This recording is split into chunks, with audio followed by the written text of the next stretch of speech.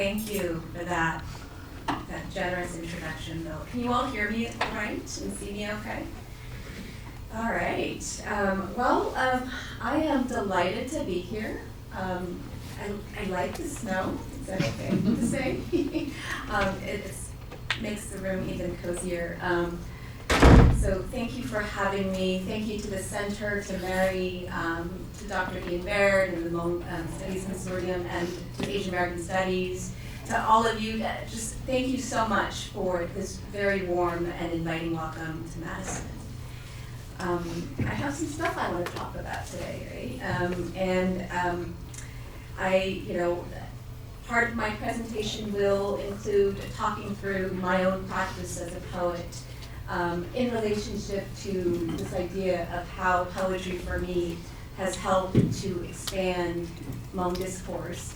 And then also, sort of sprinkled through my presentation, I will be reading a few of the poems too. So you get a little bit of poetry reading too. Does that sound good? And then I think there will be a Q&A too, so there's time for that afterwards as well. So let's see, I'm gonna get started here. This is my sort of what I want to explore today is this idea of reframing language, and how, for me, through poetry and through investigation in poetry, I've been able to rethink about the role of language as part of helping me to push and help to sort of evolve Hmong discourse further. So I'm excited to dig into that with all of you.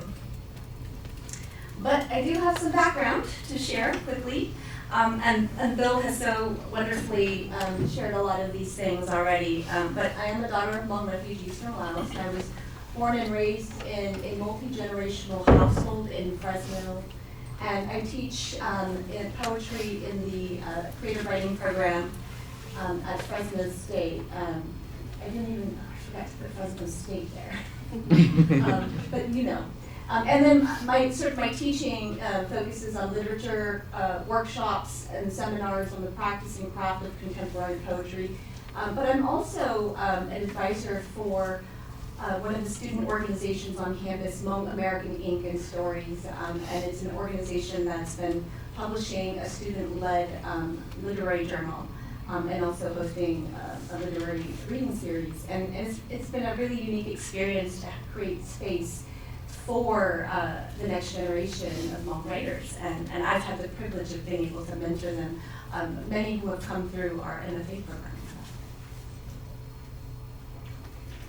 And then Bill so eloquently already shared with you all my 3 books, but here they are. And you can see that my first one came out 2017, and then 2021, and then most recently Primordial, which came out just 3 days ago. It's still a very new book for me, even though I've spent time with the work, and I'm still learning its pages. So I'm broken this up into sort of 3 sections I want to explore. The first thing I want to talk about is poetry, and in particular offer sort of my take on approaches and considerations that have been really fruitful for me. And then also after that, I will talk a little bit about Yellow Rain and the work that went into that book and share a few poems from there. And then I will close with Primordial, the newest collection, again talking through Saola with all of you and sharing a few poems from there. So we'll start with poetry. So I have to ask, who writes poetry here? Anyone? A couple people, okay. I know Tim, right? But it's wonderful to see people who are writing poetry, whether you're just dabbling in poetry or whether you're sort of frightened by the idea of poetry or whether you are a practicing poet. I think that's wonderful. And maybe something that I share right now, might be insightful for you in your own work. But like I said, I want to talk through sort of things that have helped me think through the craft of poetry, and specifically as it relates to the few books that I've written. So I'm going to start with a quote by the writer and essayist, poet and essayist Jennifer S. Chang. And I love this essay series that she published back in 2016. And the essay series is called Other Ways of Seeing, the Poetics and Politics of Refraction. And so here's the quote. She says, "Language as a project of translation becomes refraction, never a perfect transference of concepts, but instead a mediated articulation of the world." And when I read that and I thought about sort of who I am and where I'm writing from, it made sense for me, because I always feel like I'm either the narrative has been written for me just by virtue of who I am and how I look and where I come from, or it's that I'm trying to reach for something to write, trying to reach for this narrative, and I can't quite say what needs to be said. All I can then offer is a refraction of what I hope to say, and whatever I'm thinking about here gets put down on the page and is only just a mere refraction. And I really was drawn to this idea of how elusive writing can be, and poetry in particular, and how hard but how meaningful it is to try to dig into that. She also goes on to say these things, and I'll sort of summarize these points very quickly, that with this idea of refraction that she's sort of developing through this essay series, she says it's about a baseline that is being interrupted, modulated, dispersed, where baseline is the normative, the status quo, and it's an expectation of continuity. And in between the baseline and the lines of refraction, something opens up. It's transformed. That is, new layers of meaning are made in a liminal space of displacement. I've always thought for myself that I couldn't quite put words to what it means to be a writer who comes from a community that is historically underrepresented in the landscape of literature. I've always thought, how do I put language to that experience? And when I read this essay, it was so meaningful because it made me realize that sometimes I am reaching for that space in between, and getting to that space may require that I'm able to destabilize this status quo, whatever that means. Maybe it means I have to do something different with the way that I think about how I might write my poems. Maybe it means that I'm pushing against normativity in the way that I think about craft. So all of these things began to sort of formulate for me as I sort of dug into her idea of refraction. And so here are some of the sort of ideas that come to me when I think about poetry. I think of poetry as this versatile and shape-shifting creative modality, and that it offers a world of possibility in language and form. It is for me not sort of literally shape-shifting, but the potential to take language and deconstruct it on the page in a way that sort of opens up new layers, between what you're thinking and what you're seeing. To me, it's always been very exciting. And in some ways, maybe it's literal shape-shifting too, if you're working in the field of visual poetry. In my opinion too, also, poetry, I feel like, can compress meaning and also expand it at the same time. It can generate that movement and fluidity in all linguistic directions, and more powerfully, it can inhabit and travel between our conscious and unconscious minds. When I think about that, I'm like, I feel that when I'm writing a poem or when I'm in the space of the work of that poem, and there's something about feeling so engaged with what I'm doing and feeling so sort of in coexistence with language, I'm operating perhaps from my unconscious mind, but I'm not aware of that. And I've had moments too where I've written a poem and I've thought to myself, well, who's this person writing this poem? That's not me. I would never write something like that. And I thought maybe it's the practice of having been able to go into the unconsciousness, into the space where there's something very deep that I've been trying to avoid, something that sometimes only we can sort of unpack in our own dreams, that I'm entering into when I'm awake and writing these poems. I don't know, but I've thought about that a lot as part of my practice. And then also, the way that I approach writing a poem says something about the personal and creative relationship I am cultivating with language and what I deem its potential to be. I think that's for me important. When I write a poem, I want to explore, language, right? But anytime I write something, I'm also kind of wondering, well, is this the height of what language can offer me? Am I really celebrating that full potential, or am I just kind of taking it too easy here? And in that regard, I've always thought of ways to sort of push myself as a poet, so that it's, we should not be so hard on ourselves, right? And make it so that it's always hard. But I thought, gosh, I'm so excited about thinking about the potential of what language can offer me that every time I write a poem, I want it to reflect what I think the potential of language could be, if that makes any sense. Yeah. And then also, I think on a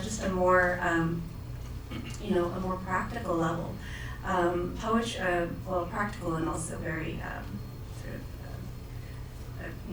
meaningful level, poetry allows for individual reclamation of art and language. It functions on the terms and the conditions that I, its author, choose for it, and it serves as a mechanism for creation, documentation, and artistic discovery. So, what I mean to say when I say that I set the terms and conditions, I know that I am writing on the shoulders of poets who have come before me, and writers who have come before me. Of course, I am writing upon those traditions as well. But when I enter that space of that page, it's just me in that page, and therefore there's a level of autonomy and agency that I want to give myself and say, well, what are the terms and conditions that I'm setting for myself? Am I going to break the rules of grammar in this poem, and should I break the rules of grammar? These are things that have really helped to inform my thinking about language and about sort of how I can be part of evolving it, just through my poems. Okay. So, and this next one, I'm going to talk through specifically, craft strategies that I think have been very useful for me in the writing that I've done, and also, part of this is what I like to share with my students too. I think when we think about poetry as a space for writing and for sharing and for telling, poetry can also be a space that is just excitingly experimental and just technically unlimited in what you can offer. And so the first one I think about a lot is the idea of how to rupture the line. If you think about what poems are, the line is the foundational building block of the poem. Well, what happens when a poem no longer has lines? Does it still make it a poem?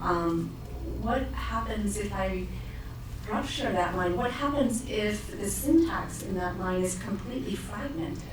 What does that do, right, to my reader, to the poem itself, and to whether or not I care about expressing something very clear? And maybe that's not the point of the poem. Maybe the point is not about achieving a level of coherence for my reader, but about engaging in the messiness of language. So rupturing the line is one that I appreciate having been able to do over the years in many of my poems, and continuing to try to do it. It's something that I'm always still honing as I write.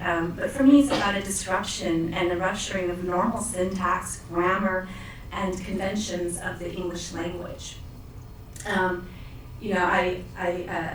I get students, I work with students quite a bit who are like, well, I don't know if I can, do I have to use a period in my poem, or you get, questions about proper language, and I think what I've told students is that it's not about what you think is proper based on what everyone else wants you to do.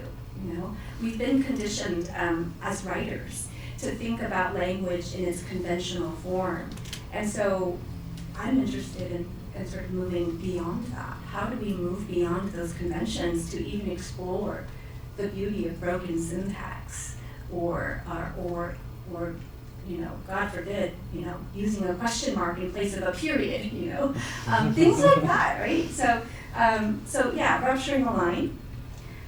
Also, another concept that I like to draw on is this idea of the leaping that can happen in a poem. It's sort of the moment in a poem when you can take words and freely jump between them and their associations, and whether it's ideas or images. So it's this idea of jumping between and freely associating words, ideas, and images to resist the need for logic, to subvert expectation and allow for surprise. Yeah, I think this is one where it can be risky. How do you know, why write something where you're going to be illogical, right? Why write something where you're going to be viewed by your reader as potentially irrational? And so part of my practice has been about how I might explore ways to sort of resist that and create new logic in language, just from how I sort of view the words moving around on the page, if that makes any sense. Also, sound and sonics for me. I'm a very big sound person when I write poems. I read out loud, I write out loud, I talk out loud when I'm writing, and in the process of sort of thinking through my language in a poem. And I'm so obsessed with syllabic rhythms, you know. If you can recall back to sort of the days of elementary when you had to learn syllables and clap your hands each syllable. That's something that I think about when I'm writing poems, is how to create that dissonance, and then how to create that melody through just putting words together that have a variation in syllabic pattern. And it's, you know, I mean, of course, there's a whole tradition of metered poetry that is based on syllabics. And building up those rhythms. But for me, you know, I think about that. And in the next slide, I'm going to talk sort of how some of these craft choices have helped to inform my thinking too on Hmong discourse. And syllabics is definitely one of those. And then the last thing I just want to offer is just some quick thought here on the idea of form and structure. Particularly this idea of experimentation with visual form and shape, and again, resisting linearity on the page. I get excited when I see a poem that doesn't look like a poem, because it's taking a risk to do something that is going to potentially be viewed as wrong or incorrect or unconventional, and therefore it comes with that kind of critique. But I think there's so much, again, coming back to this idea of how we can explore beyond and outside of the line itself. I'm always excited to see poets taking a risk there. And then now sort of thinking about some of these concepts that I've offered in connection to Hmong discourse. So I want to go back to sound, because for me, growing up as a, you know, in a multi-generational Hmong family, you know, Hmong was the language that I heard and grew up and listened to every day. And Hmong is a tonal and primarily monosyllabic language. And what I found to be very interesting was the way in which those the cadence is built up through monosyllabic language has actually inspired my auditory experiments of the English language. Someone when they read one of my poems, he said, "You use a lot of single syllable words in these poems." And that it didn't occur to me then that it might be connected back to the Hmong language as being monosyllabic. But that's something that I found really interesting, I guess I'm just doing it intuitively, unconsciously again, right? So yeah, sound for me is rooted back in the monosyllable and in syllabics in general. Also, imagery is another really sort of important part of the way that I approach writing a poem is I somehow end up doing a lot of shape-shifting landscapes, integration of the natural world, and details that for me I feel are at times grounded in animism and shamanism, which is what my family practices. And so I, especially for that first book, Afterland, for that first book, I had so many jarring images, and I know that freaked readers out. I would jump from one thing to another, and it felt so natural for me to do that.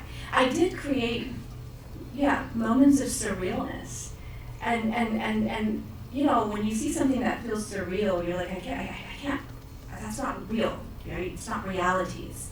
It's just sort of kind of these loopy ideas. But for me, something about the surrealness of imagery felt so natural and grounded in animism and shamanism that, again, was also very natural to me to think through. So yeah, and in some ways, I feel like surrealism, for me at least, allowed me to get closer to the truth of what I wanted to offer my reader, as opposed to realism, which is, very, very factual. Language too, another big part of my thinking. Again, exploring grammar, resisting linguistic and genre conventions, and destabilizing language to explore poetry's potential to transcend linguistic borders. I think that's really important for me. I'm constantly wondering about what I can do with a poem that is going to be, it's not that I'm always trying to up myself and do different things every time, but it's again, maybe I'm really sort of still carefully weeding through the borders that language can sometimes put up and how I can get over those borders, right? How I can sort of remove the need, and with Hmong also being a primarily oral culture, these written borders didn't exist really in the way that we think about writing, at least for me as a Hmong person. And then the practice of documentary poetry has also been really crucial to the work that I did with the second book, Yellow Rain, and Poetics is short for documentary poetry, but that's a type of poetry that integrates news articles, legal documents, testimonies, etc., to confront historical and present injustices. I won't go too much into documentary poetry because I would do a whole other presentation on docu-poetics alone. But I drew from that tradition in poetry to help write Yellow Rain, and in some ways also to write Primordial.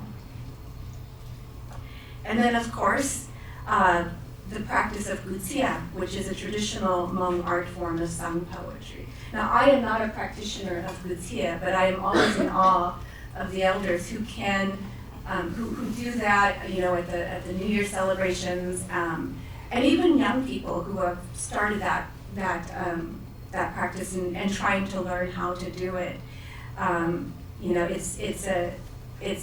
It's a practice that for me I hold in very high esteem, and it allows me to continue to believe and always know that that Hmong people, even as an oral culture, we've always had poetry, just not in the written form. Everyone doing good so far? Yeah? Okay, just checking in. And now I want to move to Yellow Rain. I'll take a few minutes to talk through Yellow Rain and also share about, share some poems. So I spent over 10 years doing the research for this book. And you can see some of the documents I came across, news articles, notebooks, declassified embassy cables, government reports. These were all stored away at the National Security Archive in Washington, D.C. So I spent a week there. I dug through those boxes. I wanted to learn as much as I could about yellow rain. And then I also connected with a professor out at Georgetown who did her dissertation on yellow rain. And then she gave me thousands more virtual files of yellow rain that she had in her possession when she was working for the government, and they were, they'd all been declassified. So I spent 10 years going through all of that just to learn what I could learn about yellow rain. And you can see there's one of the declassified documents that I got from her files. But just to give you all a brief background, during the mid to late 1970s, so this was after the Secret War already, this was after 1975, Hmong in northern Laos began escaping to Thailand, and many of them arrived to the refugee camps in Thailand, and they were reporting that there was this mysterious substance that fell from aircraft and that it landed on their their skin, their clothes, on the water, on the vegetation around them, and it made them sick. And there were also reports of many, many people who died from this mysterious substance too. And so as a result of this, this discovery, even though the US government had already sort of pulled out of this region, they were still very sort of eager to get to the bottom of what yellow rain was. And they were convinced that yellow rain was being provided by the Soviet Union to the Pathet Lao North Vietnamese troops to then use against the Hmong who were escaping into Thailand. And so the US government conducted an investigation into yellow rain from 1978 to 1986. It was 8 very long and confusing years, because of course they didn't have the infrastructure to do this investigation. They didn't even know what they were looking for. So much of that time was used on just building the logistics needed to run an investigation like this. And so part of that investigation included collecting biomedical and environmental samples from thousands of Hmong refugees. So they collected blood samples, urine samples, clothing samples, leaf samples, twigs, rocks, and there was even one case of a Hmong woman who gave up her aborted fetus for testing. So that was, there was a lot that the government had to draw from to do this investigation. And here's an example of one of the questionnaires that was in the declassified files that I found of someone providing information about the attacks that had happened to them. And obviously a family photo with their faces blocked out or redacted, as it would be in these documents. And what's interesting about this questionnaire is I actually took the format for this questionnaire to create one of the poems in the collection. I won't be sharing that poem today, but I think it's always interesting to see the actual questionnaire and then to see the poem itself. It's sort of a jump, a leap.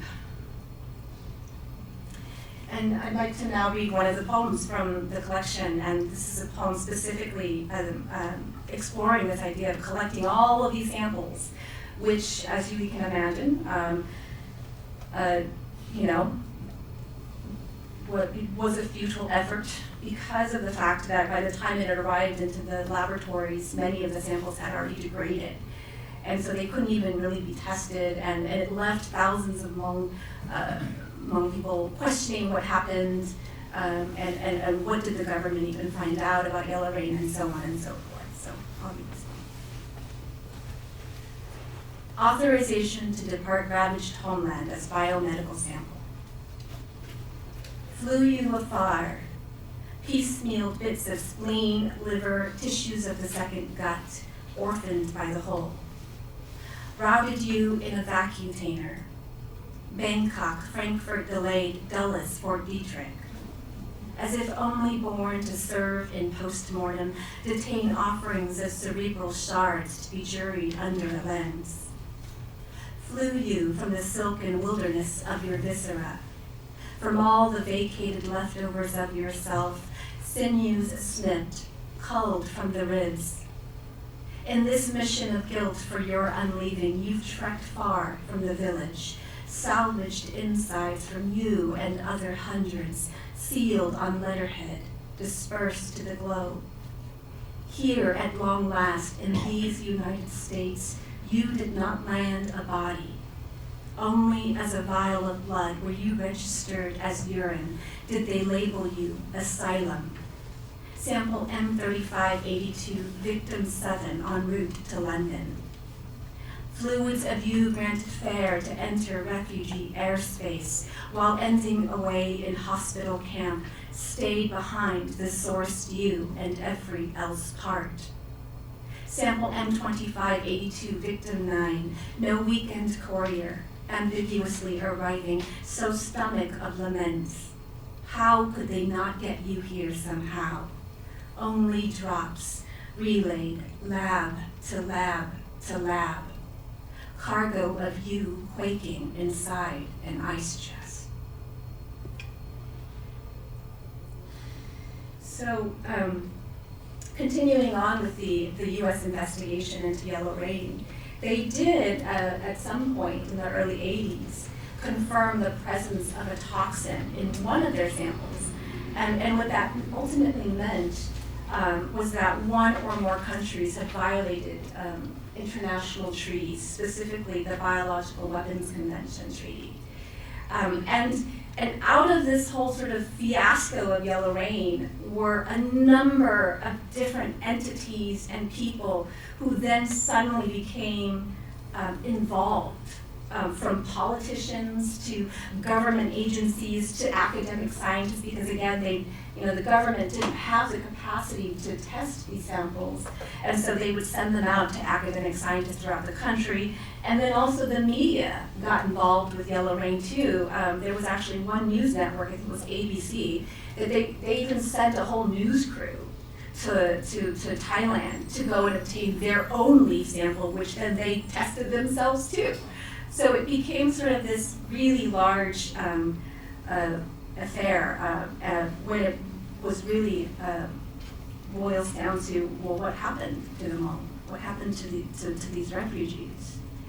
And so as I did my research and as I thought through what I was finding and what I was realizing, my key takeaway was that ultimately the Hmong people became stuck between the political left and the right. On the right, I realized, just sort of assessing all these documents, that Hmong were exploited and leveraged because of the atrocities of yellow rain. That was used then to bolster the government's weapons defense programs in competition with the Soviets. So in many ways, it was a boon to the right to then exploit the story of yellow rain so that they could go lobby Congress for more funding to build more weapons and bombs and nuclear weapons. But on the side of the left, the Hmong people were then discredited in an effort to de-escalate the war and ultimately to maintain a facade of peace. Right? There was an attempt to sort of downplay what was happening with yellow rain, because there was also, it was a time when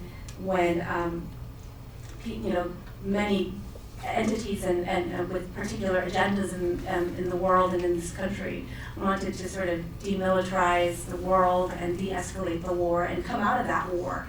And in so doing, they had to sort of pretend that no one was violating any treaties.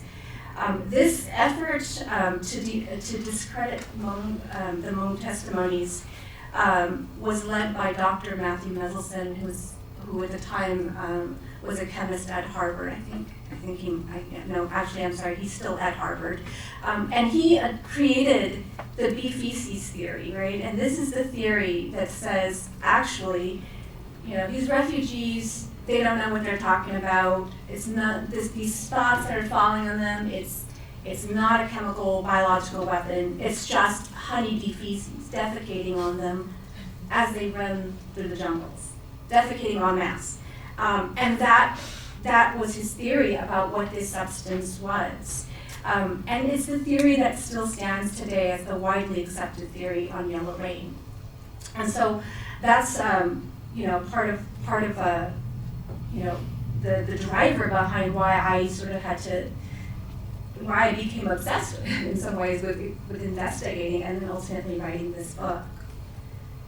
I think I'm going to skip this poem just for time consideration, but this is a poem I wrote in defense of the bees, right? And being in allyship with the bees. Bees are one of the most important species in our entire ecosystem. And so to blame it on the bees, was just so shameful, and I had to write a poem in defense of the bees. So this is that poem, Allied with the Bees. But I won't read it, but hopefully you can all check it out at some time. I do want to now move on to Primordial, the newest collection, and the collection that explores the Hmong experience of exile in connection to this critically endangered animal from the Annamite mountain range in Southeast Asia. And I also have here the cover of William Du Bois's book, The Last Unicorn, whose book I then drew from to help sort of think through what I wanted to say in my book. And it's funny though, we were just talking about this cover this morning, about sort of the setbacks in the cover, but it was, for me, it was a book that was truly helpful and instrumental in thinking through my collection. So here's a photo of Saola, and this is also the photo on which the cover of my book is based upon, and this is the one that Bill so generously gave me the permission to use for the cover. But some basics on Saola. Saola is highly rare and critically endangered, and you can only find it in this one area of the world, the Annamite Mountains. And when you look at Saola, you think it could be an antelope of some kind, but it's actually a relative of wild cattle.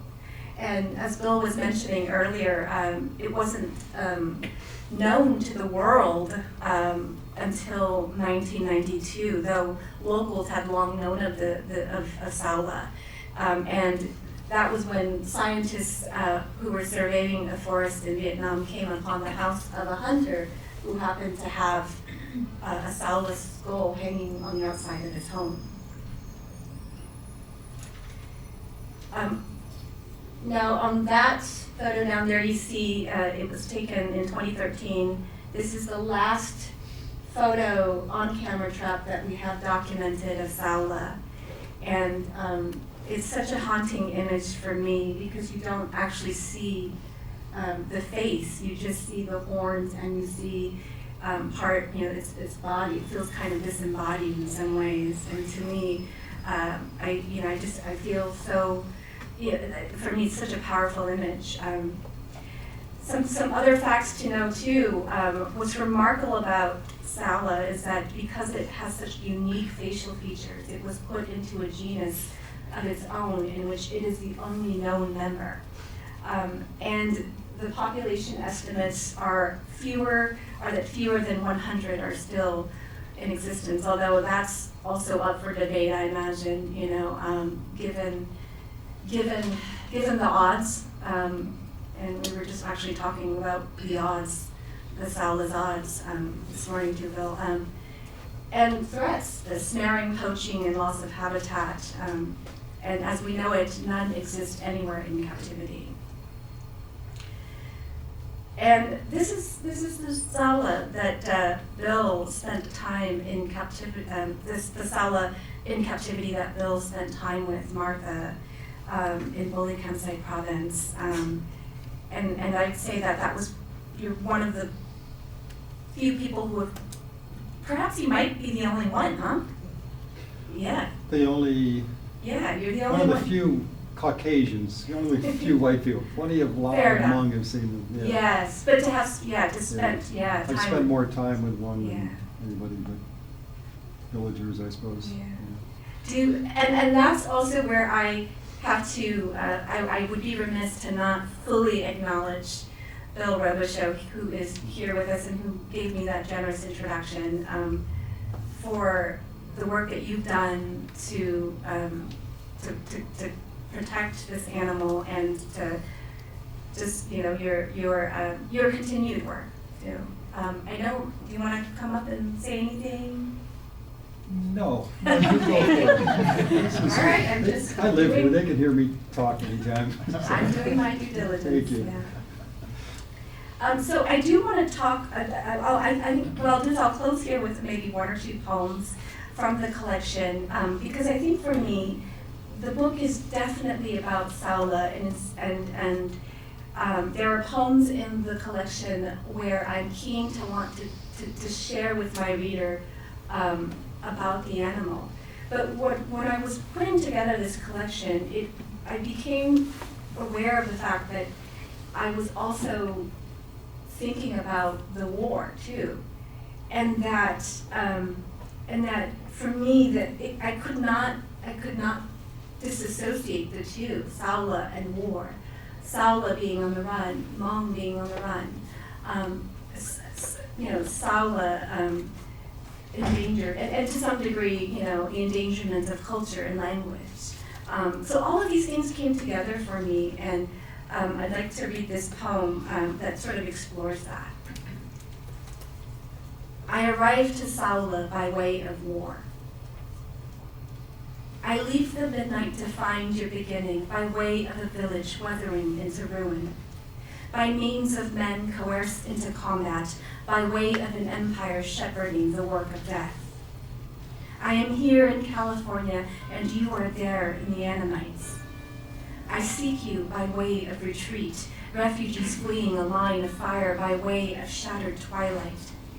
High grasses hide limbs near a cavernous eye in the ground by way of bombs encroaching on a footstep.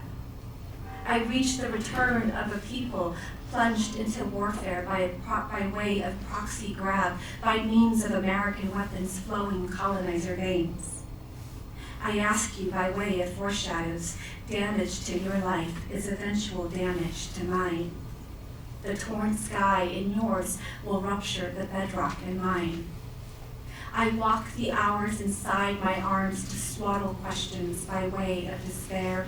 How does an evacuee, what of continents apart, how do politicians away, where alongside allies when poaching and abandonment? In you, a war I never encountered so much but to be cursed. You bring me to stone dreams of Hmong wandering foothills outside Fresno by way of a mountain from an omitted past. In you, cognizance of exile, shrapnel from an American war. In you, a sequestered landscape buried in a world searching for water by way of every human in the conclusion of our days. Something in you fallen diaphanous, something in you departed and stolen. And I think I'll end there.